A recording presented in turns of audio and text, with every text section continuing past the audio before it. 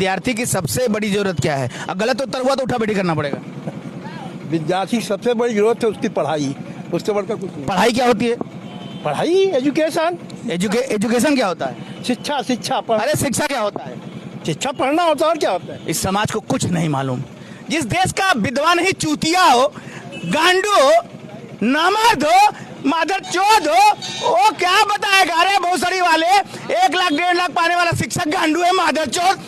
और तुम्हें ये नहीं समझ में आएगा, तुम्हें भगत सिंह, ईसा मसीह, गौतम बुद्ध समझ में आएगा, लंड समझ में आएगा। गांडू है भोसड़ी वाले, तुम लोग कुछ नहीं समझ में आएगा। लेकिन जो भोसड़ी वाला मर्द होगा ना, जब मादर चौध मर्द होगा, वो राजीव तलवार को समझेगा।